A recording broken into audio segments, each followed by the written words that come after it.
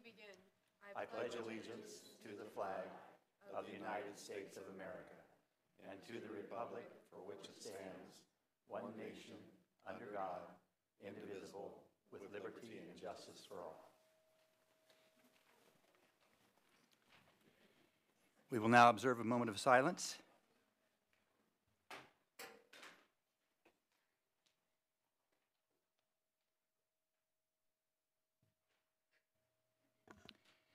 Thank you. Item number 1, adoption of the agenda. No changes, Mr. Ferris. No changes, and we'll proceed as presented. Number 2, approval of the minutes of the regular and special meetings of December 15th, 22, and the special meeting of December 7th, 2022. Unless there are any changes, we will accept those as presented. And we move into then reports and communications.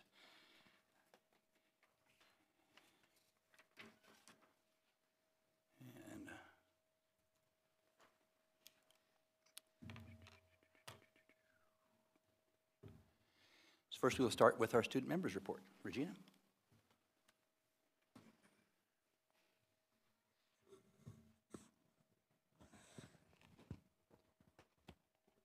Murray Middle School. The variety show was a spectacular set of performances, including a pantomime band version of Run, Run, Rudolph, performed by Mrs. Kane's class.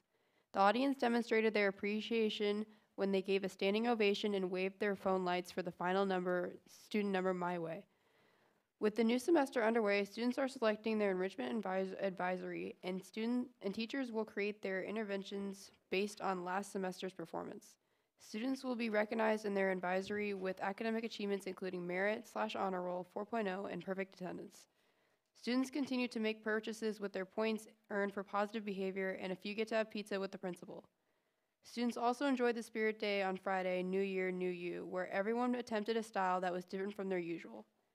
ASB is blending some history with lunchtime fun on Friday. Students will have an opportunity to play civil rights bingo during their lunch to honor Martin Luther King Jr. as we prepare to observe the federal holiday on Monday. The Drama Club is preparing for their performance of Willy Wonka, while students and staff are collaborating to create new opportunities. Mrs. Haley is bringing Battle of the Books back to middle school, and students are starting a mythology studies club. In the world of sports, basketball plays its first games this week. The 8th grade teams plays their first game tonight, and the 6th and 7th teams each won their games Tuesday. What a great start to the season. Go Mustangs. James Monroe Middle School. Second semester is off to a great start. Our grand reveal of our shiny new gym was a great event filled with fun games against staff, parents, and players from Saracosa's men's basketball team. Our spirit squad performed in between and helped hype up our crowd with some rousing cheers. It was a great time and a lucrative fundraiser for our teams. We have started a new round of intervention and enrichment advisories. With the district spelling bee coming up, we are routing on our tiger speller Edwin Brush.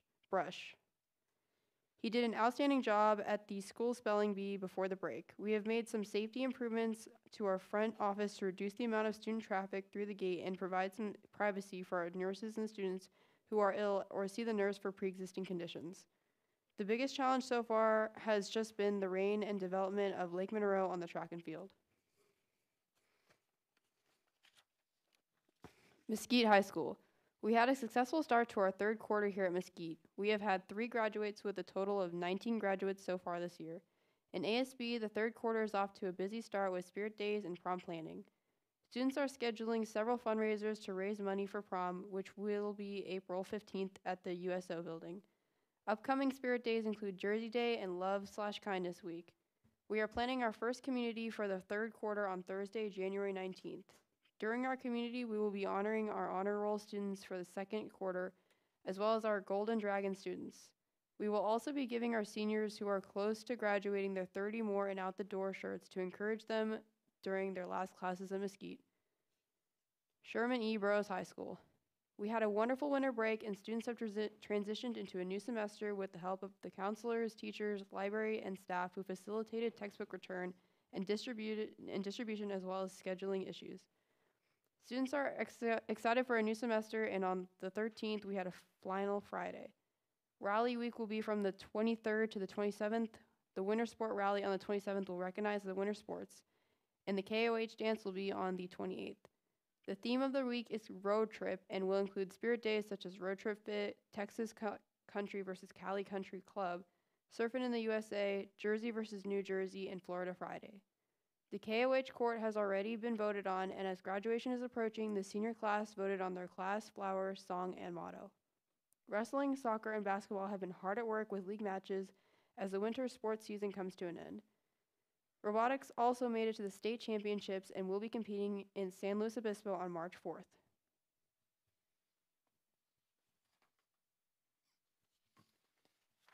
Thank you so much, Regina.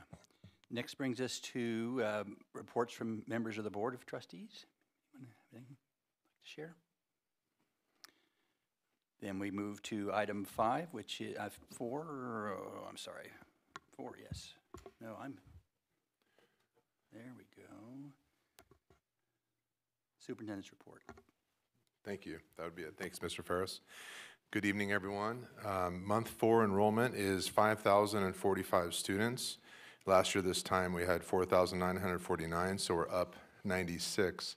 It's a little bit of a bigger number than we saw last month, mainly because we just have maintained the number from last month, and whereas last year this time we really went down about 50 more students. So that's a good trend. I'm glad to see that. I wanted to announce for the board that on Monday, February 27 at 6 p.m. is our next Kern County School Boards Association Trustees Dinner at the Doubletree Hotel in Bakersfield. So we'll bring that item as a travel action item for the board to consider, and hopefully you can mark your calendars and we can all attend that as we typically do. I want to compliment Mr. Delbick, our Executive Director for SELPA, for hosting a very successful Community Advisory Committee meeting back on December 7th at the SELPA office. We had a great turnout. We had 22 families who were present for the meeting. We had lots of great food and dinner. Mr. John Martin, one of our art teachers at Burroughs, very generously hosted art activities for students and children who attended. We highlighted our alternative dispute resolution program known as ADR with a great consultant that we use, Jason Harper, who's done really good work for us. I know that Mr. Delbick and his team are fast at work with lots of other exciting activities coming up, such as a student art showcase in March. And he encourages people to swing by and check it out. And then planning is also underway, as I understand it, for a Walk for Autism event, so stay tuned. But thank you, Mr. Delbick, for all that leadership and all that engagement with families. Appreciate that. At Monroe Middle School, we had a really fun time. There was a ribbon cutting event on Thursday, January 5. Thank you, Mrs. Self and team. There was a fundraiser event. We were really showcasing the newly refinished and painted gym floor, which looks beautiful, and the newly painted gym. And I think a couple of the highlights were to watch the student and staff basketball game. I know you were there, Mr. Ferris. That was fun. I believe the staff kind of took care of business there. And I would say no mercy. No mercy. Oh, 100%. You got to get back some way, right? And then we had a bright and talented, newly established song and cheer team, and they just looked fantastic. So kudos to Monroe. I want to highlight that our annual Sierra Sands District Spelling Bee contest will take place on Wednesday, January 25 at 6:30 p.m. at Gateway Elementary School in the cafeteria. Thank you, Mrs. Bergens, for hosting that. And then I just want to give some importance and emphasis on something that is emerging around our country, and certainly since the return to post-pandemic learning, and that is the apparent degradation of student citizenship and classroom campus climate throughout our nation's schools, including our own. And in a recent special board workshop, there was some discussion about this important area, and we are increasingly hearing from our school site admin, our staff and parents, and students about distractions and behaviors from some students that are increasingly severe. And so I think it's a complex issue. I think there are lots of ways to honestly and objectively analyze it. And I know that school districts around the nation are really looking at it, and I think we should too. as we move forward, we'll need and want to work with staff and students and parents on developing a real focus on the importance of education, on student engagement, and a campus-wide culture that promotes learning in a safe and comfortable manner. As a district and as a community, we really need to take a close look at the ways that we partner, with our families and our staff, because it's really a team effort, and it's done best when it's collaborative and trusting and proactive. So we really need to look at ways to partner, like I said, on truly developing and expecting our youth to acquire age-appropriate social responsibility in our schools and our classrooms. So I think we should have the courage to actually talk about these things proactively and openly and transparently, and to accept and recognize and acknowledge that some students are bringing more severe behaviors into our nation's schools, including Sierra Sands.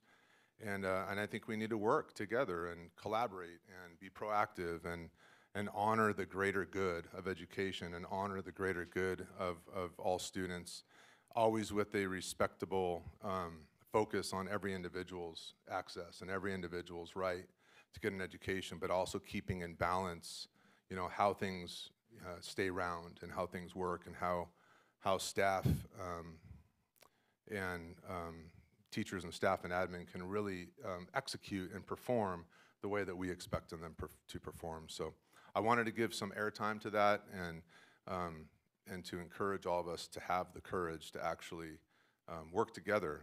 Districts should work together, boards should work together, and we should all work together on this. So maybe more to come on this, certainly more to come. We can utilize time in our school site councils, in our PTOs, and various other partnership engagement meetings, and really talk about how we can be proactive.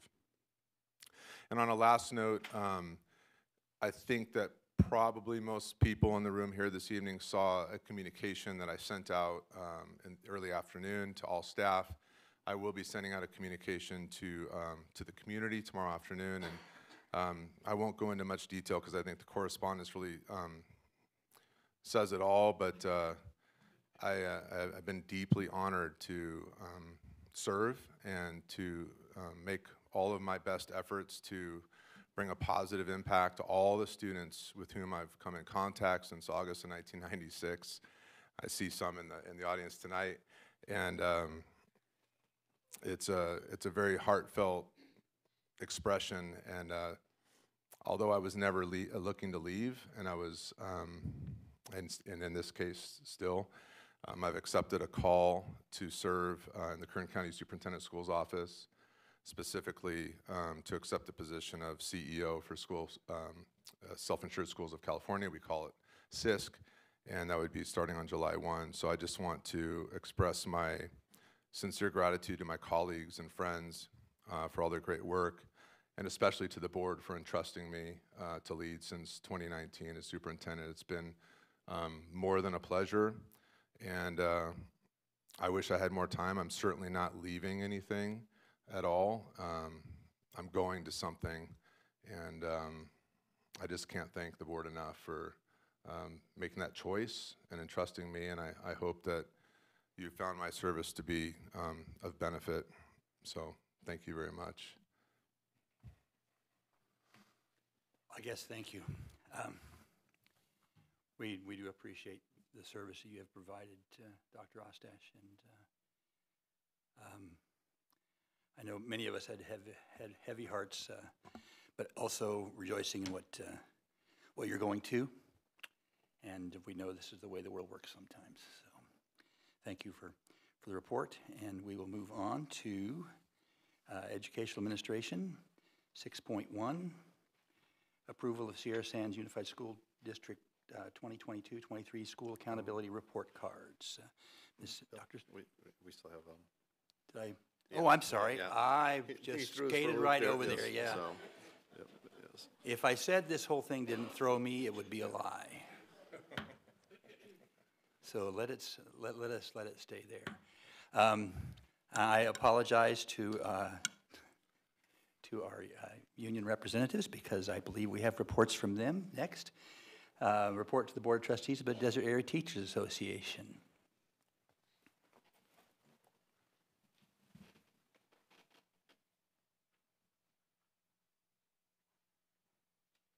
I thought maybe I'd missed something because I thought that's when I came up here.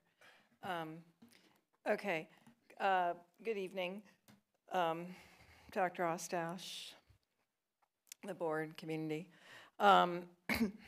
So today I got to go into Long Beach with Mr.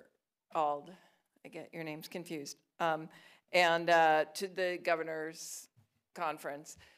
Which was interesting, but it seemed like the drive to and from Long Beach may have been longer than sitting there. But I just want to say it was very interesting, all the information. I'm still processing it, but I'm not complaining that there was a lot of 80s music that I listened to today, a lot. And so I played a little Taylor Swift on the way over in her latest album. I'm feeling a little better. So anyway. It was fun. And I wanted to say it'll be weird coming up here to talk and not have you sitting up there because you started as superintendent when I started as this, so it'll be weird. And sad also, not just weird, but okay. So I'm a little bit off. So there were a few things.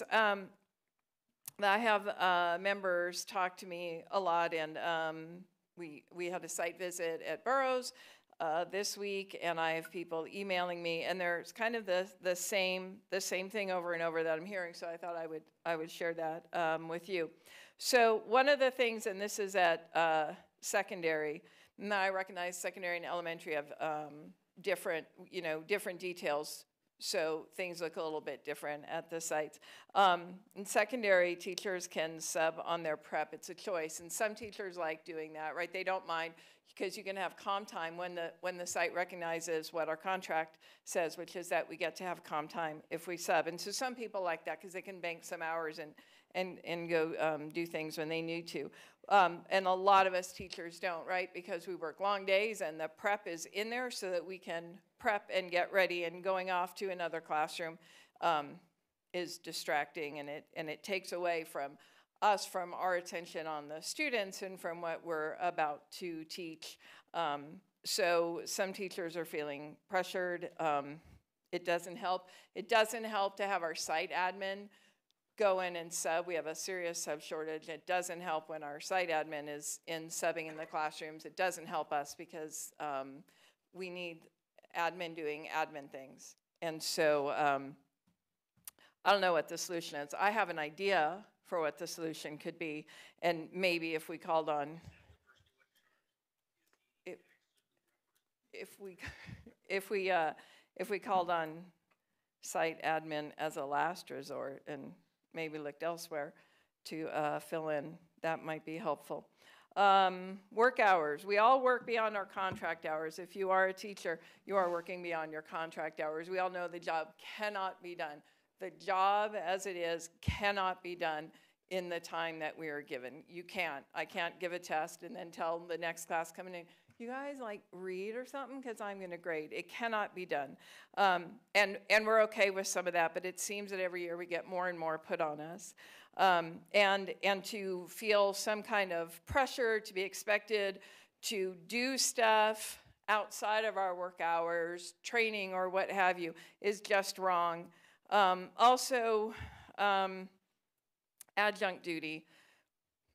We're asked to do a lot and to give a lot, and it's just becoming something, I think I mentioned this last time, I'm not quite sure why those of us that are teaching, all the data members, we're educated and we are skilled, and I don't know why we're taking tickets at basketball games till 7:30 at night, or running from our classrooms to be crosswalk guards. I'm not really sure why that is still happening.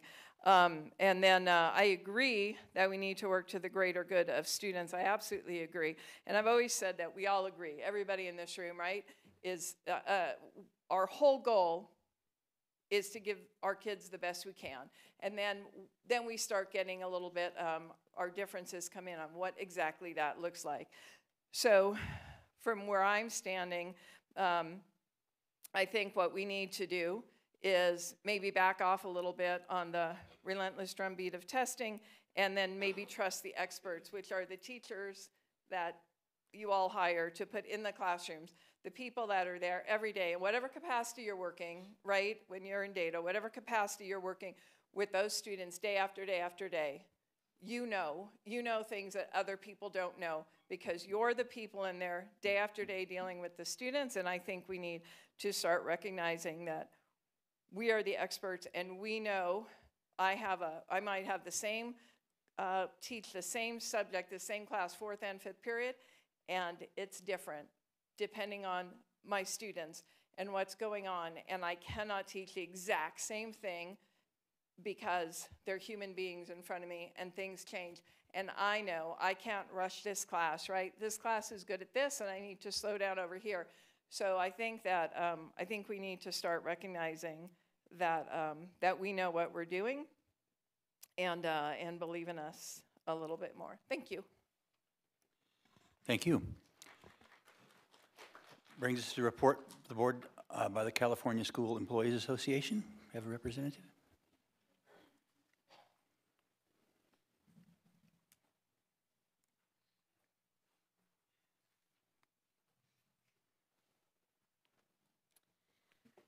Hello, school board president, board members, superintendent Dr. Ostash, staff, and community. Recently, I sent out a survey to our members, and the results of that show that our members are not happy with our pay. We are paid low in regards to our workload. We are constantly short-staffed, which causes our employees to feel overwhelmed and very overworked due to not having enough staff. Classified employees feel that there is not enough training and are often thrown to the wolves when hired. And it was brought up that the confidential classified are treated and paid better than the regular classified. Working on our pay scale is high on our priority heading into negotiations. As you all know, minimum wage has continued to rise since 2017. And up until last year, during negotiations, we had not seen an increase on our pay scale for several years, except for the minimum wage increase, which has caused our pay scale to collapse. We have new hires that are making the same as employees that have worked for the district for more than 5 to 6 years, which is causing employees to leave and seek employment elsewhere. We are hoping to continue to work on our pay scale to hopefully entice our current employees to stay employed and new hires to want to come and work for the district. It's hard to compete right now with fast food because they are offering better pay than the district.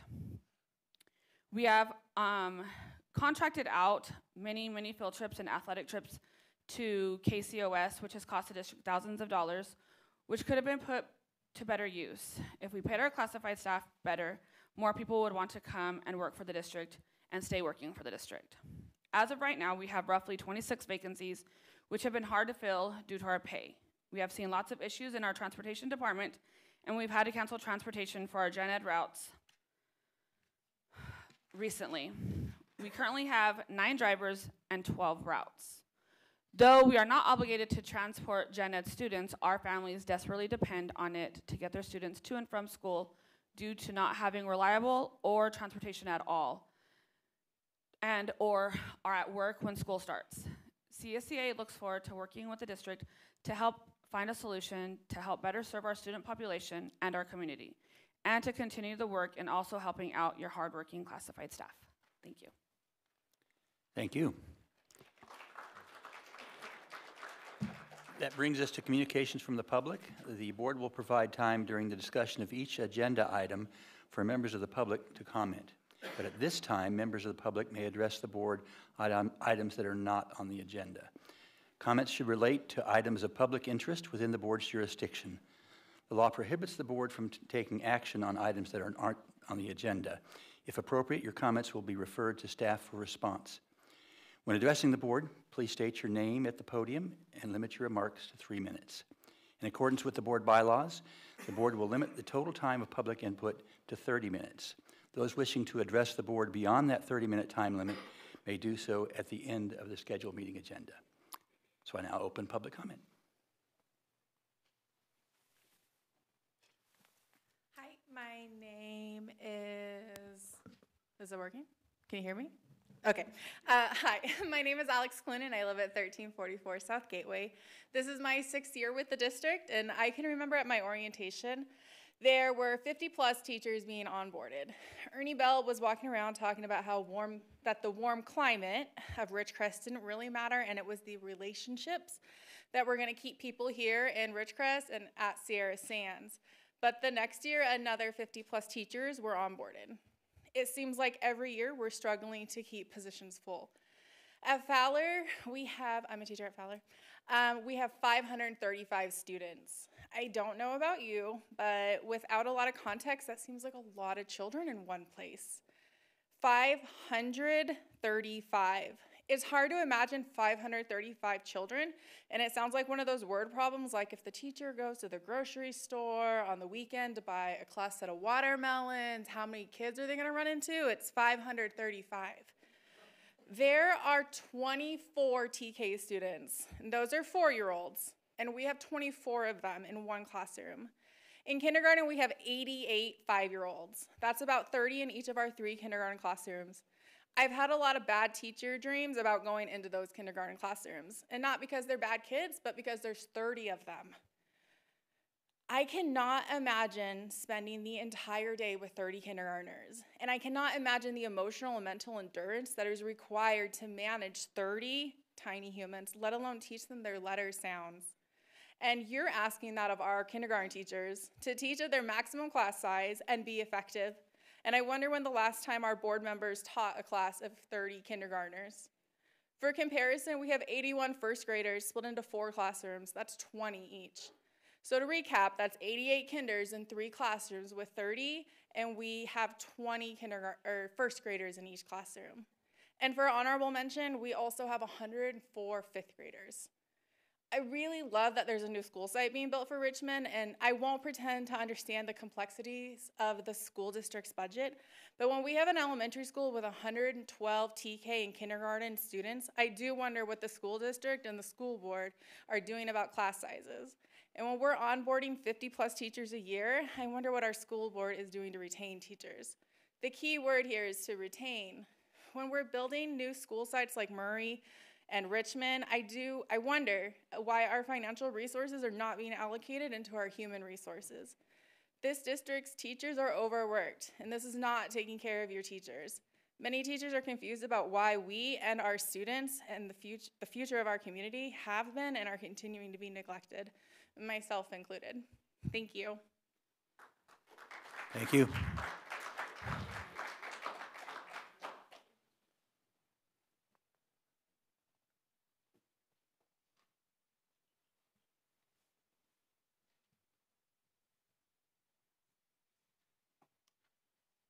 Nadine Steichen, 843 West Howell Avenue. I didn't write out any remarks, but Dave's announcement today brings some things to a head, and so I just wanted to talk briefly. I'll tell you the thing that runs through my mind quite often, and that is, ironically, the year 2008. We have a couple new board members here, and it's great to see you guys. We're stepping into a new negotiation season, and I'm not here to talk about that. I'm here to talk about the overall budget and thinking through the challenges that we all face. 2008, I think those challenges were real. They hit us in the face. We had administrators doing more than one job at a time, and I'm amazed that we got through it as well as we did. 2008 affected our budget, I think, tremendously, and there were shifts and changes that happened after 2008. Looking for my timer, there it is. And I think we're in another watershed moment. And Dave, I was looking forward to working with you on this and talking about things. But I do think personnel, it's an amazing crisis that we're in regarding personnel at all levels. And so I think my challenge is, as hard as it is to look at an overall budget and manage all the different pieces and where things go and which category is handled how, I do think that is our challenge. How do we serve our students? How do we make jobs for teachers manageable? And I was happy to hear the concept of retention come from the previous speaker, and that is a huge challenge. And we have our CSEA who is here. How do we work together to make these programs get to the students? And I'm also happy to see our music teachers in the audience, because there are things we really care about, and we don't want to lose access to improvement like that. So I hope that we're all up to the challenge, and historically speaking, that's where my brain goes, is how did we get through 2008? What did we do? And where are we now? And how do we look at that overall budget and not pretend that things are easy, and not pretend that this challenge is going to be fixed in a year or two, but protect the programs for our students, make the progress that many of us want to see. So thank you.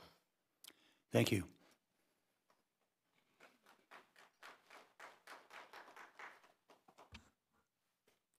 Vicky Peach. I'm sorry, my voice, I've lost my voice somewhere and I can't find it. Good evening to everybody. I live at 335 East Church. I work for the district in transportation.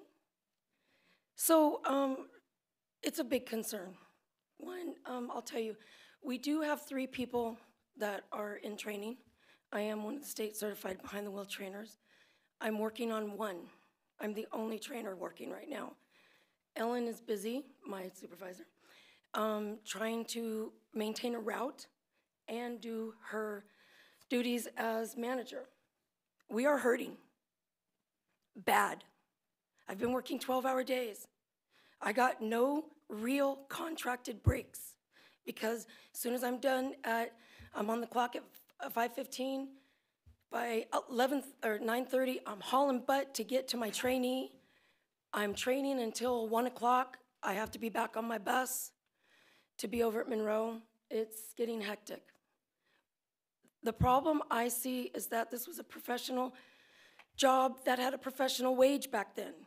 People don't want the responsibility for the wages that we're making. I know it seems like it's all about money, and unfortunately, that sucks. I'm also up here as a parent because I have a kindergartner that I adopted this summer. She's at Pierce. She came home and said, "Mom, I got to be in the 1st grade class today." I was like, "Really? What were you doing there?" I said, "How long?" She said, "All day." I said, "Why?" She said, "My teacher was gone." I was not notified that my kindergartner was not spending the day in her classroom. Why? I'm ticked.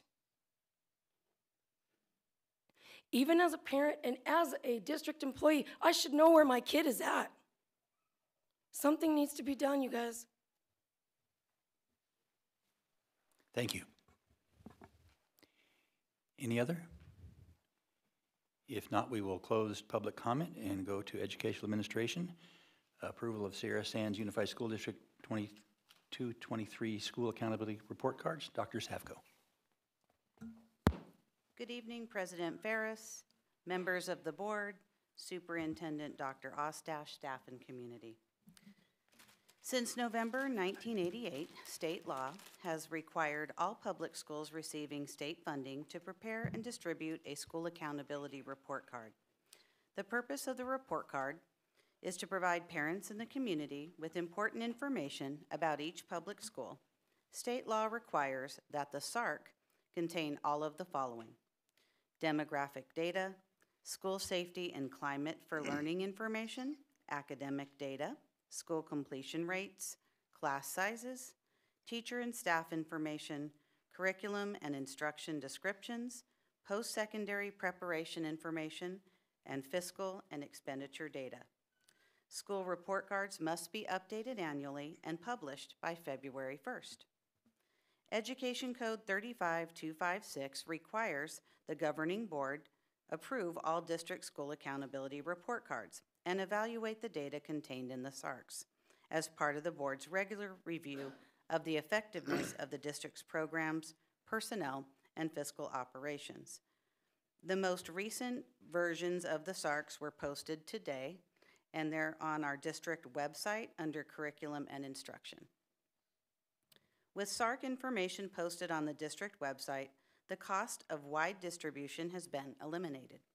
The cost of having a small number of hard copies printed and available is minimal.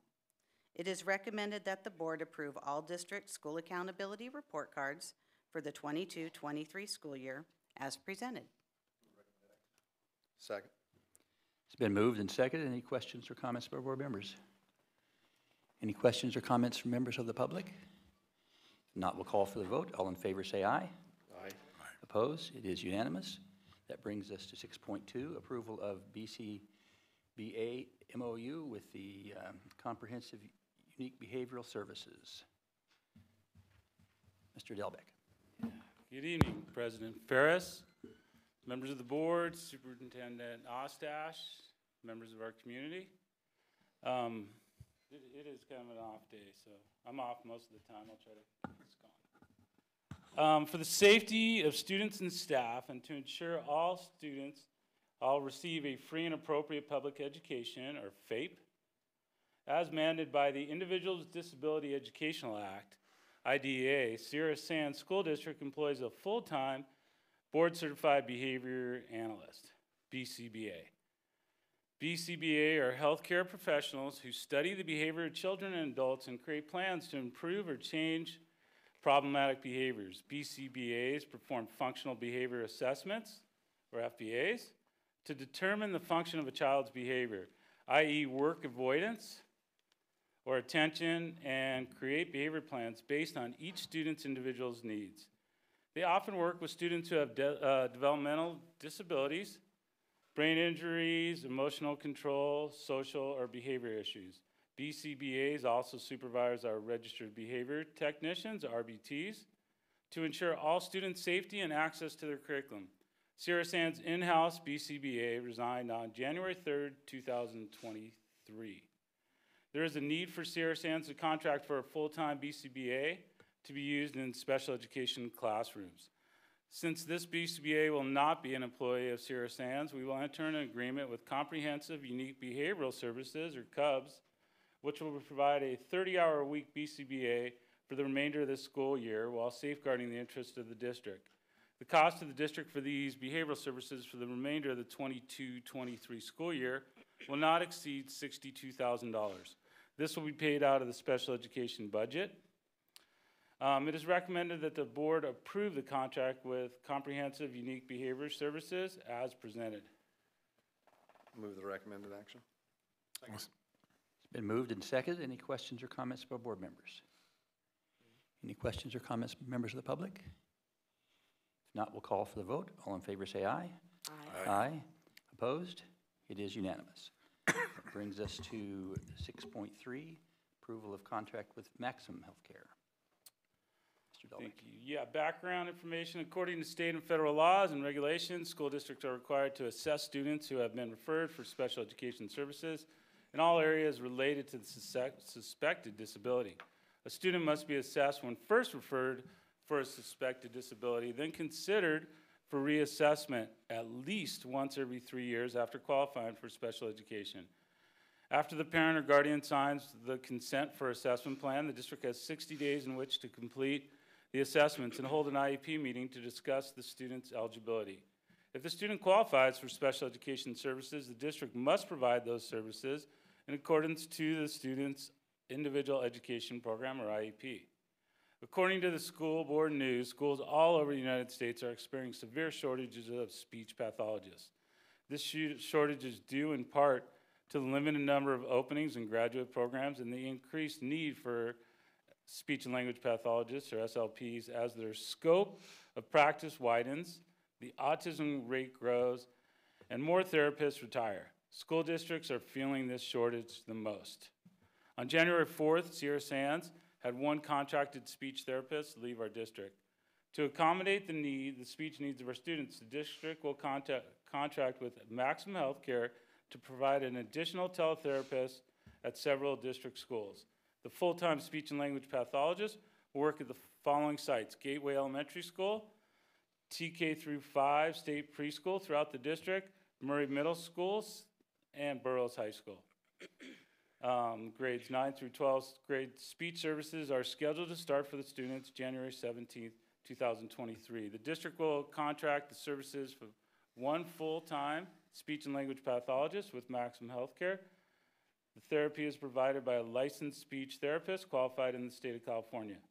The estimated cost of the therapy service for one full-time SLP for the remainder of the 22-23 school year will not exceed $70,000. This will be paid through the special education budget. It is recommended that the board approve the contract with Maxim Healthcare for the 22-23 school year. Recommended action. I'll second. Been moved and seconded. Any questions or comments from board members? Any questions or comments from members of the public? Not, we'll call for the vote. All in favor say aye. Aye. Aye. Opposed? It is unanimous. Brings us to 7.1, adoption of board policy 5111.1, district residency.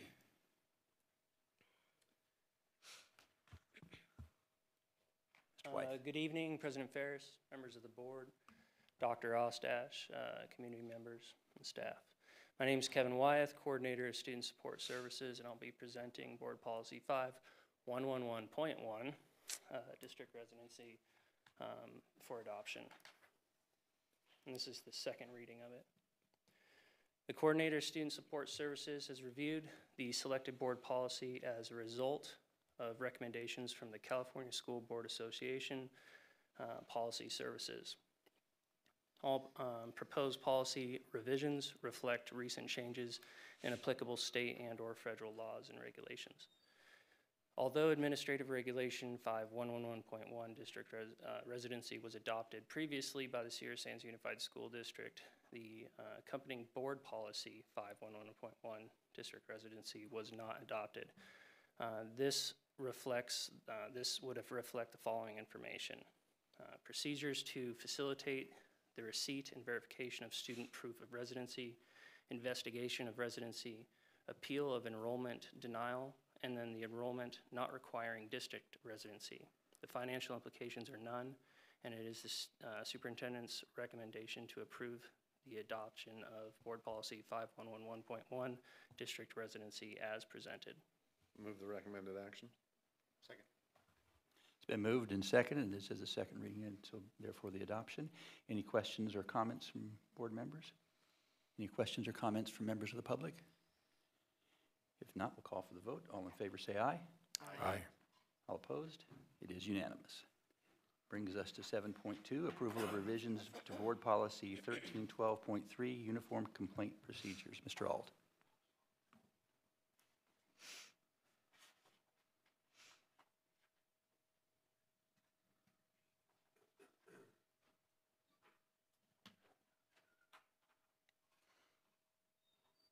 Good evening, President Ferris, members of the board, Superintendent Dr. Ostash, staff, and community. The Assistant Superintendent of Human Resources has reviewed selected board policies and administrative regulations as a result of recommendations for revisions from the California School Boards Association Policy Service. All proposed policy revisions reflect recent changes in applicable state and/or federal laws and regulations. The board policy is updated to reflect a new law, AB 131, 2021, which clarifies that districts may not offer or facilitate an informal resolution process to resolve allegations that an employee sexually harassed a student.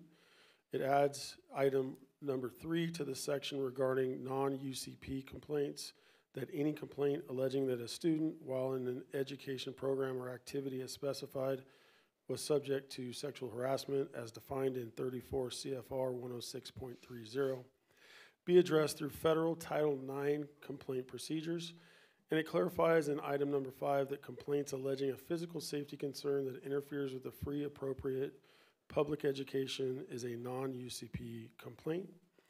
It is the superintendent's recommendation that the board approve revisions to board policy 1312.3, uniform complaint procedures as submitted. Move the recommended action. I'll second. It's been moved and seconded. Any questions or comments from board members? Any questions or comments from members of the public? I will wait for about 30 seconds for the dais to be full again, and we'll call for the vote. 20 seconds. Okay. All in favor say aye. Aye. Aye. Opposed? It is unanimous. Brings us to 8, Personnel Administration. Move 8182.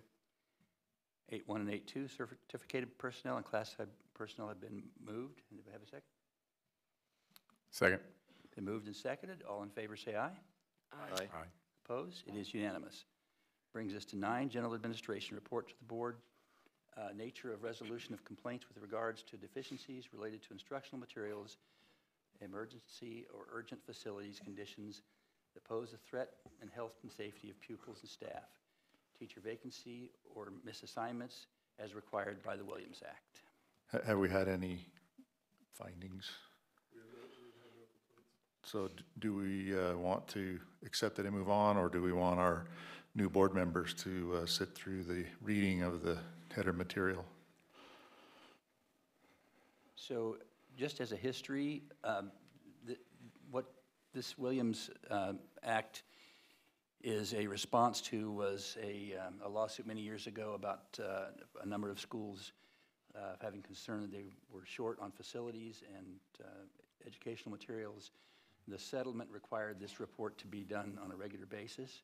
So it's reoccurring consistently, and I have lost track how many years this has gone on now. About 10?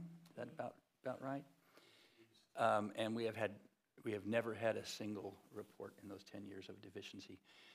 So we often gloss over it, not because it's not important, but because it really just becomes routine. So That's fine. does that help? Okay. So then, do I have a motion to accept? I'm sorry. Information only. Yes. And I don't need a motion to accept, do I? We'll move to point 2, approval of purchase the entry gate camera and electric gate opener for the Inyakern Elementary School. Inyakern Elementary School has a chain link fence that creates a safe perimeter for keeping people from accessing campus. However, the entry gate is not located in an area where it can be viewed by office staff. Therefore, it has to be remained unlocked so that visitors can access the front office. This means that the campus is not actually completely secured. To completely secure the campus and ensure that the gate is locked, it has been determined that an entry gate camera and electric gate opener should be installed. This will allow office staff to view visitors at the gate from a surveillance device in the office. The electric gate opener will allow office staff to unlock the gate if the visitor is welcome. The quote for the cost of the equipment, labor, and its installation is attached for your review. The cost for the equipment, labor, and installation is approximately $18,635. Funding will come from the district's safety budget. It is the superintendent's recommendation that the board approve the purchase of an entry gate camera and electric gate opener for Inyakern Elementary School as presented. Move the recommended action. Second. Been moved and seconded. Any questions or comments from members of the board? I just have a comment. Just want to thank staff for getting this on there. Anything that we can do to secure our facilities and make it more safe for our student and staff is always a plus. So, thank you. Any other questions or comments from board members? Any questions or comments from members of the public? All in favor say aye. Aye. Opposed? It is unanimous. That brings us to Construction Administration, approval to enter into an agreement with Bernie's Landscaping to replace turf in the outdoor weight room area of Burroughs High School. Mr. Coyd.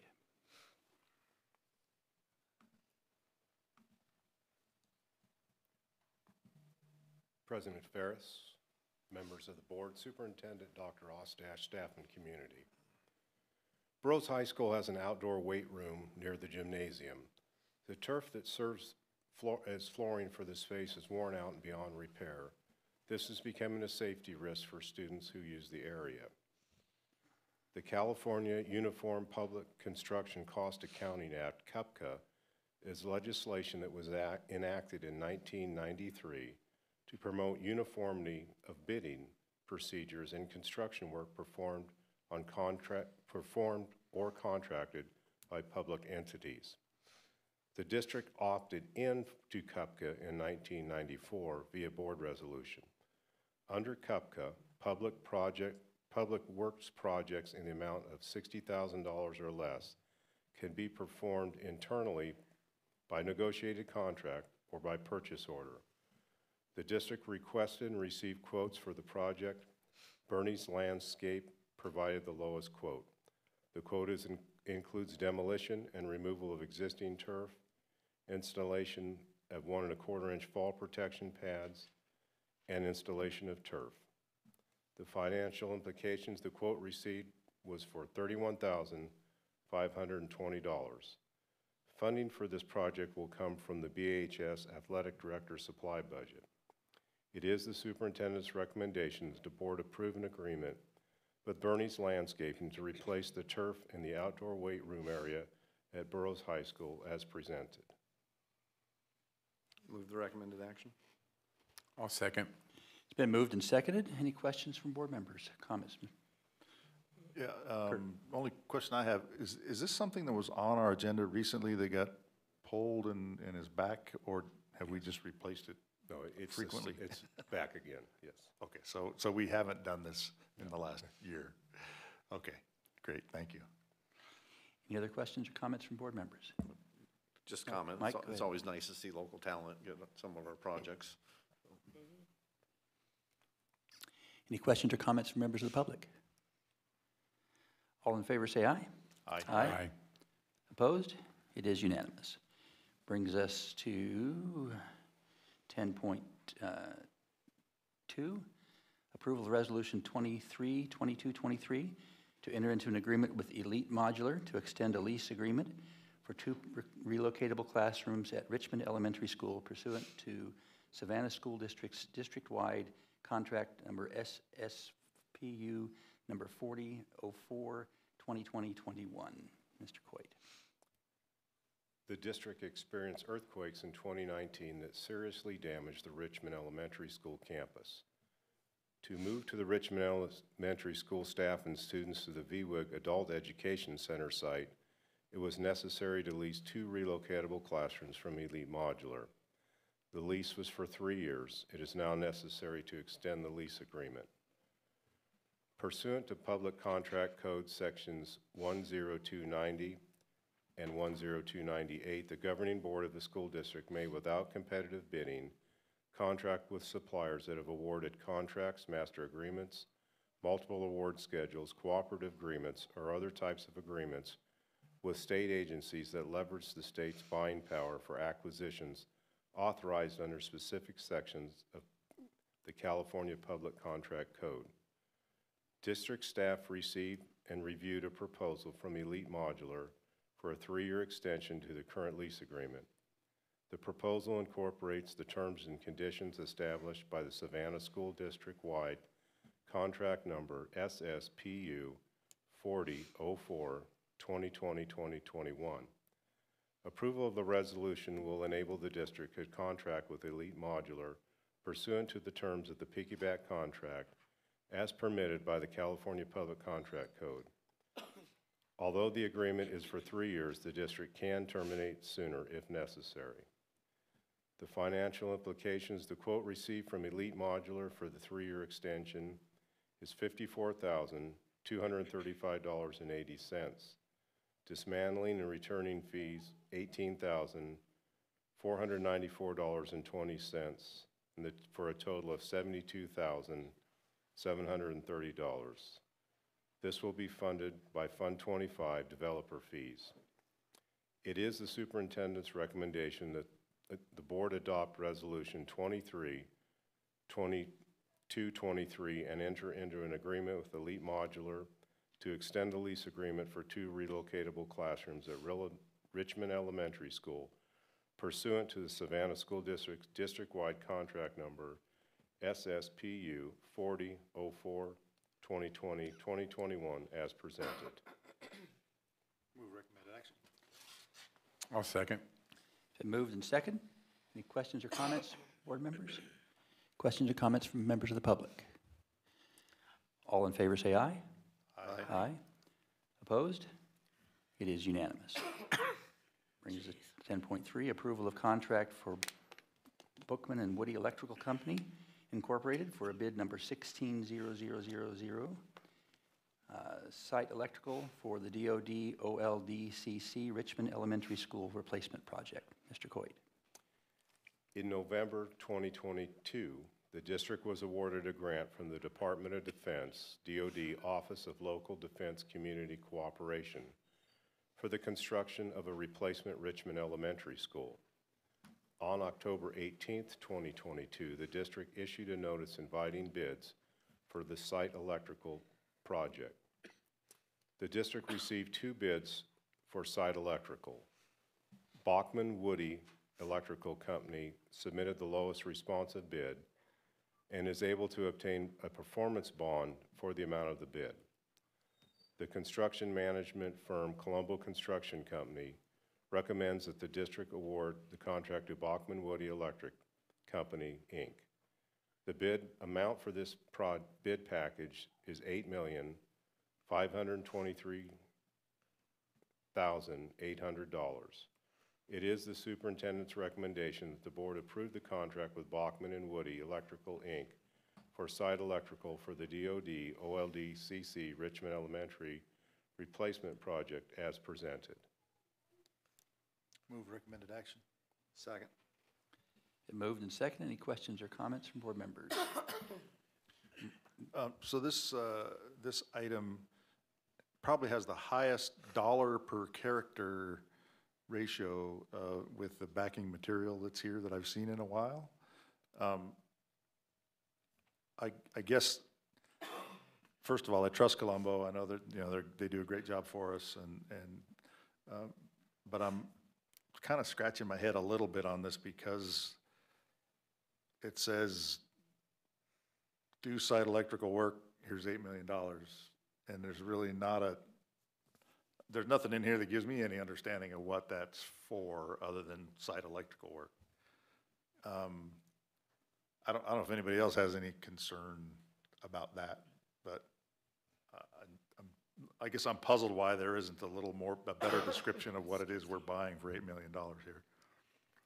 I can understand that. I was thinking as I was coming over about this, and I think it's taken a little longer than we thought to get to where we're at now. And I remember we had some early board workshops and we presented budgets, and then we've realized that we were up against about 20% plus escalation as we work through these things. So I mean, if it's helpful, we can recap some of our budgeting. But just in round numbers for this, this is site electrical and solar with partial resiliency for the campus. So it's probably the one biggest project besides the buildings itself. So it's all site electrical work outside of the buildings. And it's a design build contract for the solar and the resiliency portion of the contract. And actually, as we looked at our budget numbers, the site work was a little higher than we had budgeted. The solar came in a little bit lower than we had budgeted. So for a total, we were about 5% over what we were budgeting, but within any contingencies that we have on the project. But it certainly could, either in workshop style or at another time, we can provide more information, and even in future, when we bring other items, if you'd like more backup information, we can certainly do that. Okay, thank you. In mine, I know the answer, but I just wanted you to say it out loud that obviously our management firm, Colombo, has reviewed everything and looked at the pricing, and it's a normal pricing, something that's just not inflated. It's kind of Right, there's been several reviews of it, and I think we've been scrubbing these numbers for going on 2 years now, possibly, and trying to figure out where they land. I knew the answer, but I just wanted it to be vocal. So. Right. So if I can, it sounded to me like maybe, Kurt, you had a request that maybe as some of these come to us, they're a little more fleshed out. Is that what I'm hearing? That's just one guy's opinion. I don't know if anybody else. So I was going to follow up on that. Kurt was suggesting that for his taste, he would prefer something a little more substantive. what's the consensus on the board on that? Are we comfortable with what was presented? In the future, would we like a little more specifics? For myself, I'm comfortable with what we have. I believe I have the opportunity to request information if what I've gotten isn't enough, but certainly now we have two opinions. What's the rest of the board's preference? It sounds like the longer we wait, the more expensive it gets, correctly?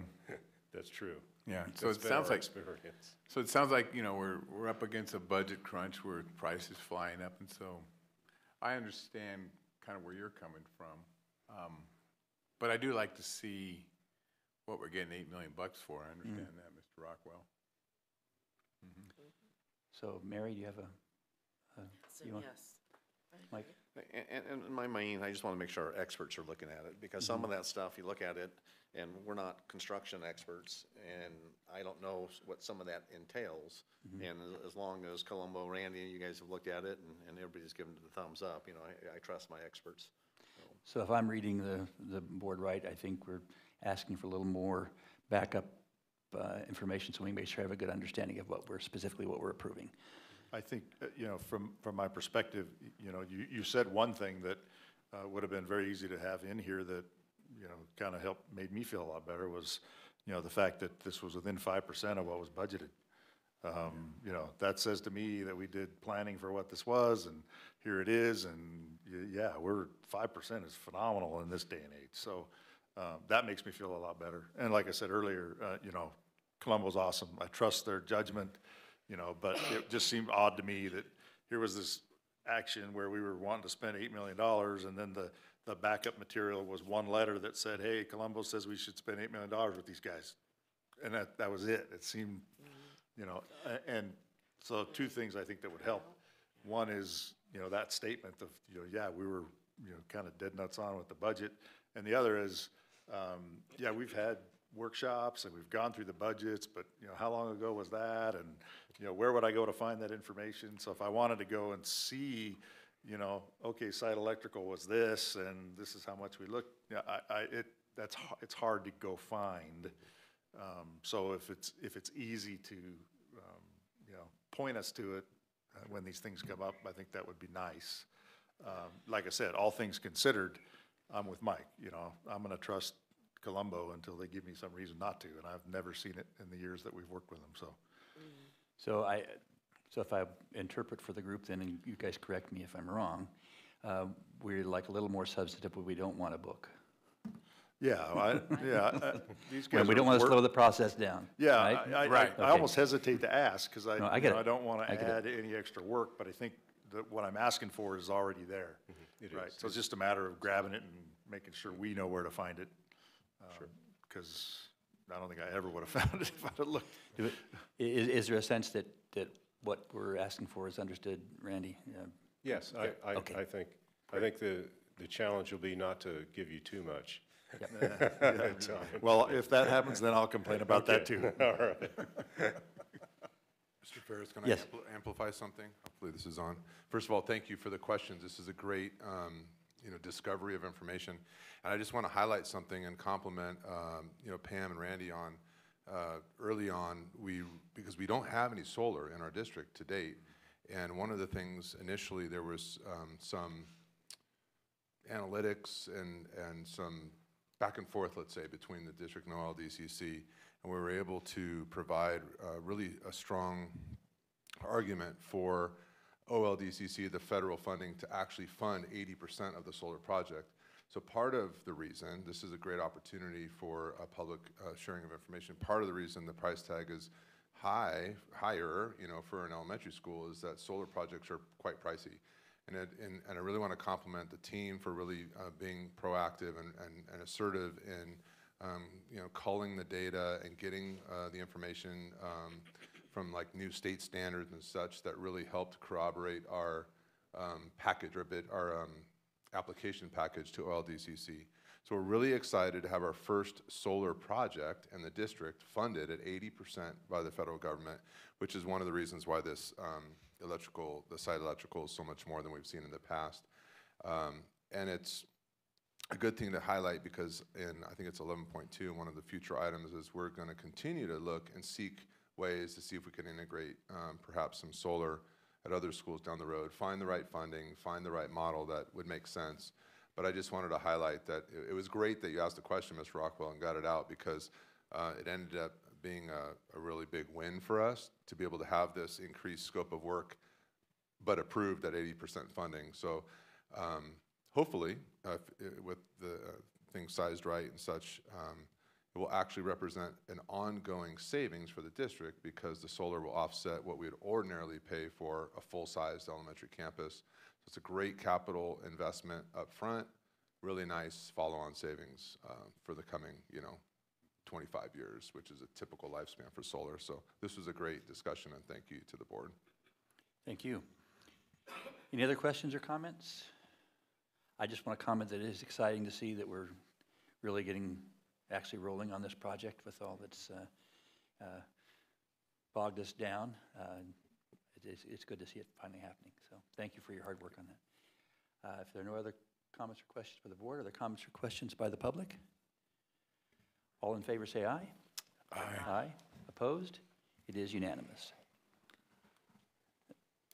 Brings us to 10.4, approval of an agreement with BSK Associates for special inspection of materials testing services for the Richmond Elementary School Replacement Project. Mr. Coydigan. In November 2022, the district was awarded a grant from the Department of Defense, Office of Local Community Cooperation, for the construction of a replacement Richmond Elementary School. The project is subject to Division of State Architecture requirements, and it is necessary to have special inspection and materials testing services for the project. The district entered into a master agreement with BSK Associates on March 18, 2020. Under the terms of the agreement, BSK provides a proposal for a particular project when it is requested by the district. The district requested a proposal from BSK Associates for the Richmond Elementary School Replacement Project. The proposal includes field services, earthwork, asphalt, concrete, and steel observation and testing, laboratory testing, and administration. Fees will be charged on a time and materials basis and are estimated to be $199,953. This will be funded by the OLDC grant, CC grant funds at 80%, Fund 40 Capital Facilities Fund 20%. It is recommended that the board approve the agreement with BSK Associates for the special inspections and materials testing services for the Richmond Elementary School Replacement Project as presented. Move the recommended action. Second. It's been moved and seconded. Any questions from the board? Any questions or comments from the public? All in favor say aye. Aye. Aye. Opposed? It is unanimous. Thank you, Mr. Coyton. Brings us to 11, Business Administration, 11.1, approval of agreement with Turf Tank for a GPS field striping robot for Burroughs High School athletics. Ms. Smith. Good evening, President Ferris, members of the board, Dr. Ostash, community and staff. The maintenance department is responsible for painting lines on the Burroughs High School fields for football, baseball, and soccer programs. Given that these programs operate on a year-round basis, it takes a significant amount of time on the part of maintenance personnel to stripe the fields, which prevents them from performing other ground-related tasking. It can also be challenging to ensure lines are accurately painted on the fields. The use of the Turf Tank GPS field striping robot will result in savings in maintenance personnel costs, paint costs, and will improve the consistency and accuracy of the field lines. And as a side note, I'll say that just to prepare the football fields for a football game, there are usually 4 people dedicated to that task for half a day or a little bit more than that. And with the turf tank, 1 guy will be able to accomplish that while the other 3 can perform other grounds tasking at Burroughs that is not getting done right now because of the number of activities that they're needing to do field prep for. The turf tank lease includes software upgrades, hardware warranty, customer support, and training, and the robot comes with a freestanding base station, so it's not subject to cell tower reception issues. It also weighs approximately 70 pounds, so it is not negatively impacted by high winds. The cost for a 6-year lease agreement is $1,500 for the initial one-time cost, and then $10,000 a month. The agreement's for 6 years. I'm sorry, $10,000 a year, and the agreement is for 6 years for a total of $61,500. Funding will come from Fund 01 General Fund. It will also come from the athletic budget, but because this is an unbudgeted item, we still need to do some adjustments to her budget to cover this cost. It is recommended that the board approve an agreement with Turf Tank for a GPS field striping robot for Burroughs High School athletics as presented. Move recommended action. I'll second it. It's been moved and seconded. Any questions or comments by board members? I'll just say that I remember when I was teaching PE, every Wednesday, here they come. And it was a long process. So that's a good thing for them. I had to get on and get on the website, check it out. It's pretty interesting, the story behind it. You know, how I think the guy used to be a maintenance worker and was watching like an episode of Shark Tank and and it came up with this idea. But no, it looks pretty interesting. And I don't know how their return on investment or cost analysis was done, but obviously it's going to save time, effort, and money. So. Can I add to that? That's a great question. So one of the things that we've come up against is the cost of overtime. A lot of times there are so many activities that we do have to ask our grounds to work overtime to do some of the striping. So we could analyze that maybe in the next 12 months, but I estimate that this will end up probably not costing us any money in the sense that it'll be, I mean, it's just a guess, but I think we'd probably have equivalent less in overtime cost. I was just wondering why you were worried about the impact of high winds. Or it is, 70 pounds isn't that much for our winds, right? Well, there was a competitor that we looked at, and theirs was much, much lighter, and one of the problems that people do have with it is in high winds, it wobbles and the lines aren't straight. This thing's a little... And the relevance here is? Well, this all seems pretty cool, but I just looked, Dr. Ostash, and they don't have any open positions, so you're out of luck there. Ooh. Okay. Any questions or comments from members of the public? All in favor say aye. Aye. Aye. Opposed? It is unanimous. Brings us to 11.2, approval of agreement with ARC Alternatives for Solar Interconnection Applications. Ms. Smith.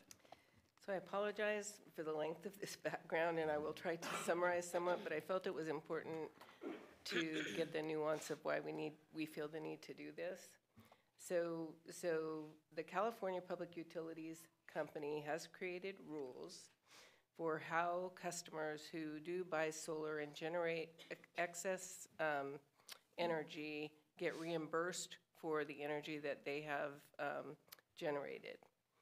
Most people, more than 90% of the customers, are on a system called Net Energy Metering, or NEM.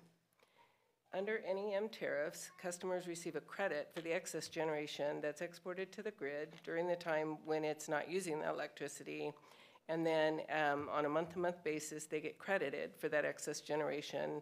And then at the end of the year, there's like a settle-up that occurs where the electric company will pay the customer back at a rate that is the average of the entire year's rate per kilowatt of electricity. And often that's very comparable to what they would have paid for that electricity at that time. That is the NEM 2.0 tariff, which has been in place since 2016. On December 15th of 2022, the CPUC passed the net billing tariff NBT, which people commonly refer to as NEM 3.0. Customers who submit interconnection applications on or after April 15th will be subject to the rules of NEM 3.0. And the significant difference between NEM 2.0 and NEM 3.0 is the rate at which a customer will be paid for the excess energy that's generated by their solar system. The current estimates are that the amount that customers will be reimbursed for that excess energy will be 60 to 75% lower than what they're currently being reimbursed for excess energy that's been generated over the course of a year, which results in much less of a savings in terms of your overall benefit to even installing solar, or the length of time that you get paid back for the investment is double. You know, if you're thinking you're going to get reimbursed within 10 years, now it'll probably be 25 years. The district believes that we will be implementing solar at one or more of our sites over the next several years. And based on the impact of NEM 3.0, the district feels it would be beneficial to be grandfathered into NEM 2.0. How you get grandfathered into NEM 2.0 is you file what's called an interconnection application with SCE that tells them that you plan on installing solar, and that application will be good and grandfather you under NEM 2.0 for 3 years. And so if at any time in the next 3 years the district does decide to proceed with solar, we would be grandfathered into the NEM 2.0 payback rate. On March 11th of 2020, we approved a master agreement with ARC Alternatives for energy consulting services, and under that agreement, the district requested a project authorization from ARC to submit interconnection applications for any district site that may have solar installed at some point in the future. Under the authorization, ARC Alternatives will update the current utility analysis. If you recall, they did a brief for us 2 years ago where they looked at what it would cost us to implement solar at all of our sites and then how much we would generate in electricity at those sites. They will update that report to reflect current usage and current rates. They will develop and submit interconnection applications for solar systems at those sites. They will continue to manage the interconnection applications until the district chooses to go out for RFP for someone to implement solar for us, and at that time they would facilitate transfer of the application to that solar vendor as appropriate. The sites that would be have interconnection applications submitted for us are listed here. We excluded Richmond because Richmond will be covered, of course, by the Richmond Replacement Project. So it's basically every site but Richmond. The cost for these services is estimated to be $27,000, and funding would come from Fund 40, capital outlay. It is recommended that the board approve an agreement with ARC Alternatives for the solar interconnection applications as presented. Move the recommended action. I'll second that. It's been moved and seconded. Any questions or comments from our board members? Mike? Going through this as well, so kind of have a little understanding of it. But to me, we're just paying a little bit in advance, and correct me if I'm wrong, if just we get solar at one site, I'm assuming it's probably going to cover that $27,000 on Yes. the return on investment. I believe so, Yeah. And we're looking right now, of course, we have been looking at Burroughs, Murray, and then one of our bigger elementary schools, which would probably be Les Flores or Fowler, as the 3 heavy hitters. And we would clearly save that much in our electric cost. Oh, yeah. As soon as we implement 1 or 2 of those sites. Kurt? So you said something that I realized I wasn't clear on. You said, so if we make these applications, we would fall under NEM 2.0 for 3 years, and then we would switch to NEM 3.0 at that point in time? So the grandfathering for people who get an application in prior to April is only good for 3 years right now. And so I believe if it took longer than 3 years for us to implement solar, we would be subject to 3.0. But I think I understand your question, Mr. Well, Rockwell. yeah, So if solar were to be implemented within 3 years, then for the entirety of the project, you would have the 2.0 financial plan. So you would have your benefit over the 20 or 30 years. It's not like after 3 years, you would then not have the better pricing. I think that's what you're asking. But that's I'm sorry, I right. misunderstood. I wasn't kind of clear what The changed 3-year after 3 grandfather. years. So any of these things that come online within 3 years would fall under NEM 2.0 Permanently. for the life of the Yes. system. Correct. But if, yeah, okay, good. That's better than. Actually, it says for 20 years, so I believe everybody who has solar is probably at risk of a different NEM strategy after 20 years. That's my interpretation of this, is that is universal, but for people who have not bought solar yet, we have a 3-year window to do so and still be under 2.0. That's my interpretation. And we don't have any intention of doing Sierra Vista under this thing? We have never talked about Sierra Vista. Now, we are doing the bus yard there, and so that will potentially be a big consumer of electricity at some point in the future, but we haven't talked about that. I could easily get ARC to add that to the list if the board chose that. Should I do that? I think it makes sense, but it does affect the price as well, right? Yeah, it's $3,000, $2,000 to $3,000 per site. Okay. Is what the pricing is, so it would impact it a little bit. Have maybe if you would amend I can do that. that, and then we can vote on it, and if there's a concern about the amendment, we can discuss that. So any comments on the proposed amendment to the proposal to include Sierra Vista Center? I would amend my recommendation to add Sierra Vista on this, and with the possible increased cost of 3,000 or whatever is going to be, whatever you said. 2 to 3 per site. Any other comments on that moved amendment? We need to second that change. Who made the second? Was it Robert? I'm you fine agree with that seconding amendment? that. Okay. In fact, I just want to say thank you for catching that date when we have to have it done by, with you in the district, being able to see that we get done with that before the date coming Well, up. I do have to say Dr. Ostash caught it. He was back at the CSBA, or the superintendent's conference? Not the school board, yeah. And he had a seminar that highlighted that date, so we got on top of it after he noticed it. And I wanted to make the same comment, Robert. I think this is, we have been talking about this for quite some time. The plans were already in place, but maintaining that urgency, we may not have known, and we may have missed it if you hadn't caught that. And I really appreciate the fact that the administration became aware of that and then moved on it quickly for the benefit of our community and our district. It's a significant catch. Any other questions or comments from board members? We are essentially going to be voting on the amended recommendation. Any questions or comments from members of the public? All in favor say aye. Aye. Aye. Opposed? It is unanimous.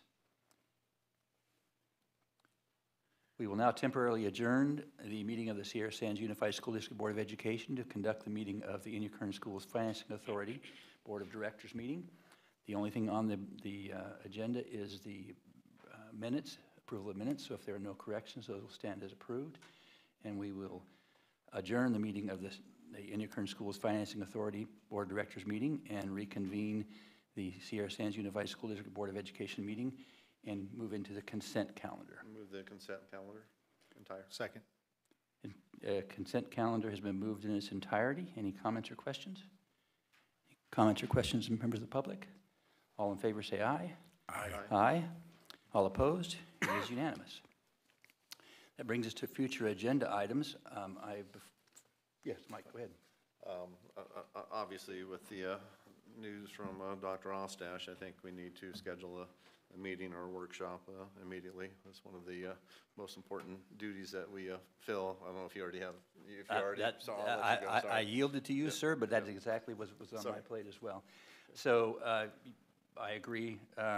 We'll have a couple of actions. We will have to receive and approve his request for release of contract and submission of his resignation. And we will need to identify what method the board wishes to use to replace that position. I won't say replace him because we all know we won't ever replace him, right? So, but we will need to determine how we want to do that, and I believe we need to do it as quickly as possible. It's one of the most important things we do as a board of directors. And it's a long process. And it is a process that ought to be given adequate time to make sure we make the best selection for our community. So do we have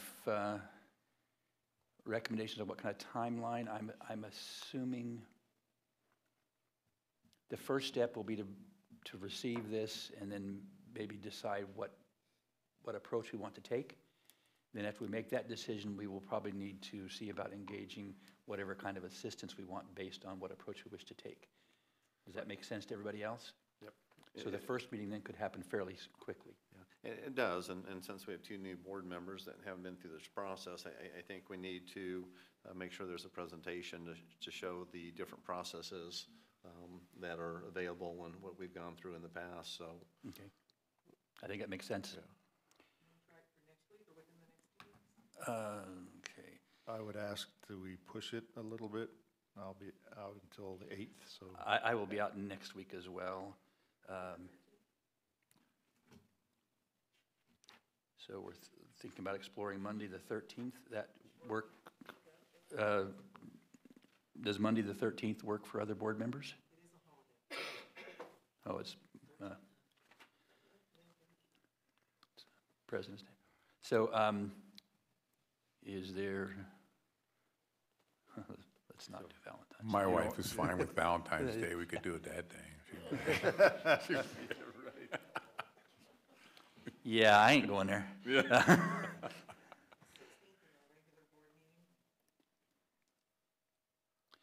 Do the 15th? Kurt, did you say you're gone the week of the 8th? I'm gone. I'm back here on the ground on the 8th. So I could. What if we did the 9th? Is that?